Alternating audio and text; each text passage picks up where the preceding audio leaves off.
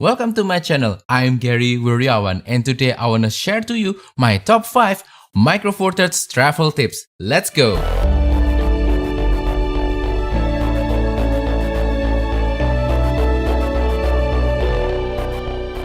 Now, we all know that traveling with camera gear can be quite challenging. Not only you have to carefully select which lens that you need to bring, you also have to be careful with the weight restriction limit, especially if you are traveling by plane. Fortunately, Micro Four Thirds is the perfect camera format for traveling because it is smaller and lighter compared to the other camera format, and it can still produce great picture and video. I've been using Micro Four Thirds for a very long time and I have traveled to so many places with my Micro Four Thirds cameras, and right now I think I can share a little bit of my experience to you. So today I want to share to you my 5 top tips of travel camera and lenses setup using Micro Four Thirds, so that not only you are getting the most out of your Micro Four Thirds system, but you are also enjoying a better travel experience. Tip number 1. Keep your camera and lens setup simple and light. Traveling is best experienced without the burden of carrying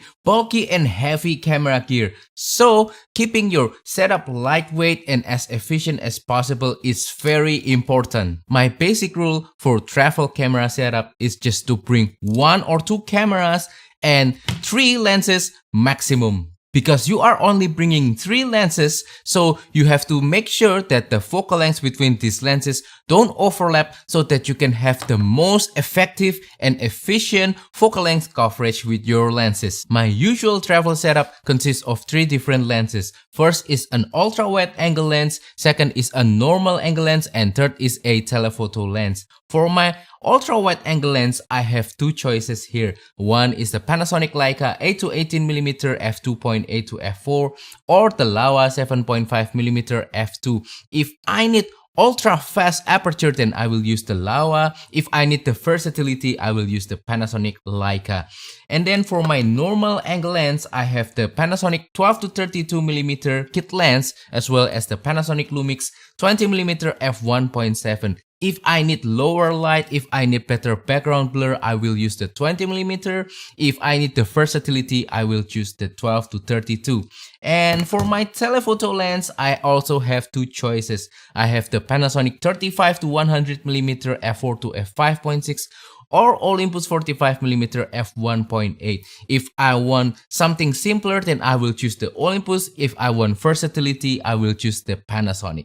In terms of camera body, sometimes I'm very tempted to bring my professional level camera like the Panasonic GX8, which is really nice and I use it for travel a lot. However, it's a little bit big and it's a little bit heavy. So nowadays I prefer something a little bit smaller and lighter like the Panasonic GX85, simply because I can save a little bit of weight and space. Tip number 2. Consider using super zoom lenses. If you are visiting a nature-oriented destination such as Iceland, New Zealand, Canada, or somewhere else similar, then you might want to consider to cover as much focal length range as possible. And for that, I will usually carry a super zoom lens with me. It allows for maximum versatility when you are capturing an image or recording a video. A super zoom lens can cover anything between normal wide angle focal lengths all the way to telephoto focal lengths with just one single lens. So you can cover a lot of focal lengths.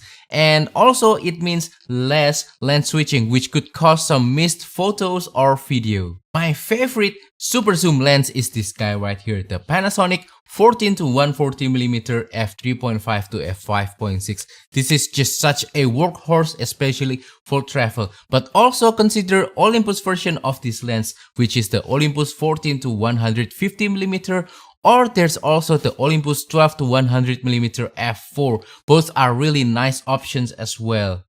For ultimate flexibility, combine a super zoom lens with an ultra wide angle lens like this, then you'll be able to cover anything, any kind of photography scenarios. The only drawback of using a super zoom lens is that it might not be as sharp as the pro level zoom lenses, and also it doesn't have large aperture. But regarding sharpness, I did a few tests using my super zoom lens compared with other lenses of different focal lengths, and I found out that the sharpness difference between this lens and the other lens are not that much. So you'll still get sharp pictures using this lens, and also sometimes at certain focal lengths the result coming from this super zoom lens is actually sharper compared to some other lens. So yeah, that is really amazing, and I really recommend using super zoom lens for travel. Tip number 3, don't worry about bringing your big Pro f2.8 zooms. Sometimes all you want is to bring your big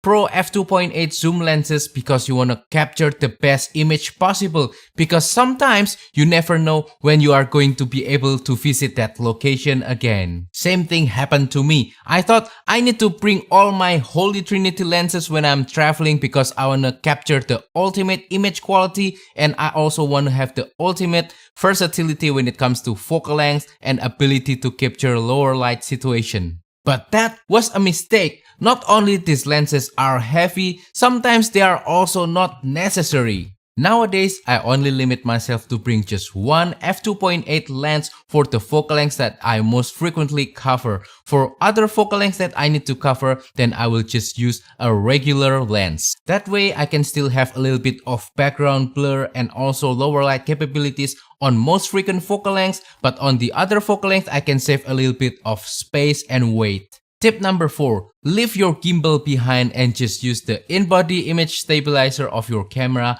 for video. I used to think that I need to bring a gimbal if I wanna capture a smooth video footage when I travel. But in the last few years, many Micro Four Thirds cameras are now equipped with really good in-body image stabilizer that works really well, not just for photo but also for video. This means you can leave behind your gimbal, just use your camera and still be able to get smooth video footage when you are recording video. Both my Panasonic G85 and this GX85 right here has excellent in-body stabilizer. So now when I'm traveling, I no longer have to use a gimbal and I can just record video handheld and get smooth, stable, nice B-rolls. Tip number 5, embrace the simplicity of only using a prime lens. Depending on your destination, sometimes it's a good idea to just use 1 or 2 prime lenses instead of bringing multiple zoom lenses. This might sound crazy, but hear me out. Last year, I visited Bali for a holiday with my family and I was bringing only a few prime lenses and I didn't bring zoom lenses at all. At first, I have a little bit of fear of not being able to capture many photographs simply because prime is not as flexible as zoom lens. But after using only prime lens for a few days, I found out that the experience of using a very simple setup involving only 1 or 2 prime lens is very liberating, very freeing, and it made the overall travel experience better for me.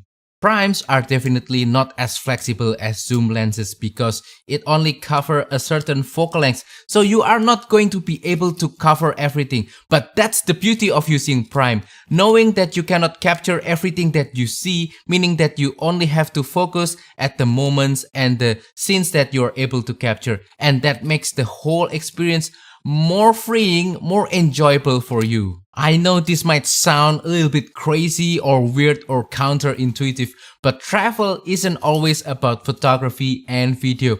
It is also about being present in the moment, enjoying your time away from the routines. So with the simplicity of only using 1 or 2 prime lenses, hopefully you can better enjoy your travel experience. And that wraps up today's video. So that is all for today's video. I hope that today's video is useful for you. Please comment and share down below what is your top tip for traveling with Micro Four Thirds camera gear.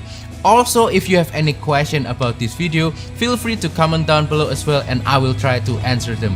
Also, don't forget to support my channel by liking this video, sharing this video and subscribing to my channel down below. Thank you and goodbye.